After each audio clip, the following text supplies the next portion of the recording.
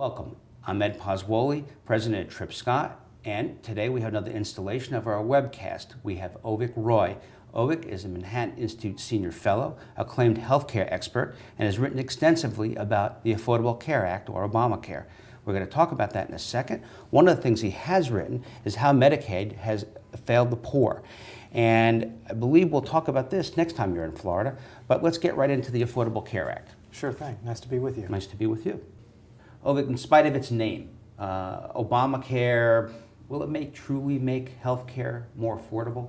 Well, this is the fundamental flaw of the law, is that it's called the Affordable Care Act, but it actually drives up the cost of underlying health insurance, particularly for people who shop for coverage on their own, but also for people who get it from their employer.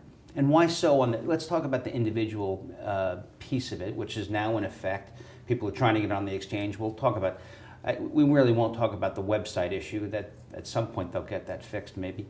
Why will individual cost increase? Because the law heavily regulates in a way that hadn't been regulated before those policies. So it used to be that individually purchased insurance policies were regulated at the state level. So there was a broad range of regulatory frameworks depending on the state. New York, Massachusetts, New Jersey, states like that had very heavily regulated markets. States like Florida, California, Texas had relatively lightly regulated markets. So Obamacare comes in and puts this one-size-fits-all regulatory regime, not just in terms of the things that people hear about, like pre-existing conditions, but also a laundry list of benefits that all the plans have to have, certain financial considerations in terms of the way the plans are structured. All those things end up driving up the cost of the plans. You mean to tell me like a single male, 27, has to have a pregnancy piece of his plan now? That's absolutely right, but and it's not just a pregnancy coverage. It's the fact that, for example, under the law, young people are going to have to pay a lot more for health insurance to partially subsidize or defray the cost for older people. Why is that? Well, it's a provision called community rating that's in the law. It doesn't make that much economic sense, but it's in there because they wanted to make it so that older people could more easily afford health insurance, and younger people, they thought, well, let's just make them charge more, they can handle it. And so in Florida, for example, the average individual policy will cost 40% more than it did before in 2013, but it's a much higher number for young people, and it's a particularly higher number for young men, because the law requires that men and women also be charged the same amount. And typically speaking, for younger people, middle-aged and younger women, they have about 21 to 25% higher health costs than men do.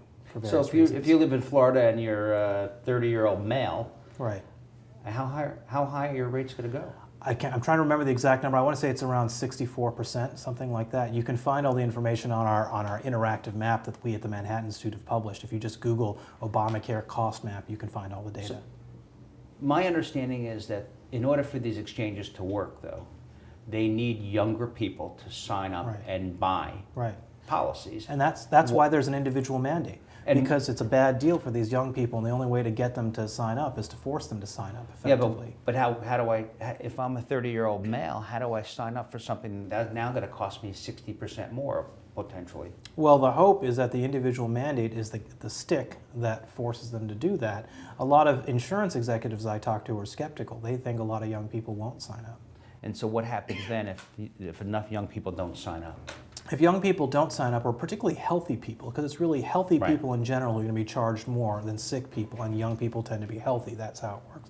So if healthy people don't sign up, then the average expenditure per person will be higher, because if only sick people sign up, they spend a lot more, they consume a lot more healthcare services, which means the premium, the underlying premium, will go up even more. It's called the adverse selection death spiral, or the health insurance death spiral. That won't affect poor people so much because the subsidies will kick in to protect them. But if you're middle class or above, if you have average incomes or above, those subsidies won't kick in at all, or perhaps only to a small degree, and you won't be protected from those increases, and you probably will go without coverage. And you'll just decide to pay the penalty. Yeah, and the penalty is not that high relative to the cost of health insurance. So even if people pay the penalty, they know now they can get coverage if they ever need it if they get sick. So you bust your knee skiing or something, well, that first year you're going to have to pay for some of that maybe, but after that you can still get covered. So a lot of people may just do that. Well, then why are some 300,000 Floridians found out their individual policies were canceled last week? Why did that occur? Because those plans weren't compliant with the new Obamacare regulations that have all these requirements on the structure of the health plan. Well, the president called them substandard. Were they Right. substandard? Not necessarily. So there's an insurance consultant named Bob Leshevsky who had a blog post recently where he wrote about his Cadillac plan that covered him for everything, had a low deductible, broad choice of doctors, but because it didn't contain some of these technical considerations in terms of the pregnancy coverage, because he's older, or maybe it didn't have exactly the same coverage for people of all health statuses, all ages, it's illegal. And now the plan that he has to buy in the exchange, it has a higher premium, 66% higher. It has a $500 higher deductible, and it has a much narrower network of doctors. So it's one thing to say I'll trade a higher deductible and a narrow network of physicians for lower premium. Some people in a free market might choose to do that. Right. But Obamacare, they're paying higher premiums for a less attractive insurance product. But why is, so let me go back to this. Floridians look down this and say the individual policyholders are looking at a 40% increase. Is that the same across other states or no? It varies widely across the states. So some states like New York are going to see on average decreases because under Mario Cuomo 20 years ago, New York State instituted a number of the Obamacare-like regulations that drive up the cost of health insurance. So the regulation from Washington is similar to what the marketplace here in New York is used to. Exactly. But in Florida, where it's less regulated, and people are still, even under less regulation in Florida, somebody making an economic choice, let's say they did buy health insurance. They bought what they needed. That's no longer going to be available now. That's right. And those are the plans that are going away that are legal. They're so-called junk plans, but they're not so-called junk. They're not junk plans. And I think that's one of the great misrepresentations of this White House to say that these plans are junk. They may not cover all of the social objectives that the White House and some progressives want, but these were plans that certainly adequately protected the people who bought them from injury or illness. And those plans are going away. Right. And we represent, my law firm represents small and mid-sized businesses. Now, most of them have 50 or more employees and offer health insurance. What's the impact on their businesses and their health care costs? So small employers will see higher costs, and that's one of the things that, again, we're not hearing a lot about from the White House. They're saying, well, if you have employer-sponsored coverage, you're completely unaffected by Obamacare. That's not true. The law also imposes these same regulations on employer-sponsored coverage. The difference is that employer-sponsored coverage is already relatively heavily regulated, so the level of disruption or the degree of disruption won't be as drastic as it is in the individual market, but it will still be significant. For example, now Delta Airlines is a large employer. Right. Theoretically, they should be the least affected by the law because they have self-insurance through ERISA.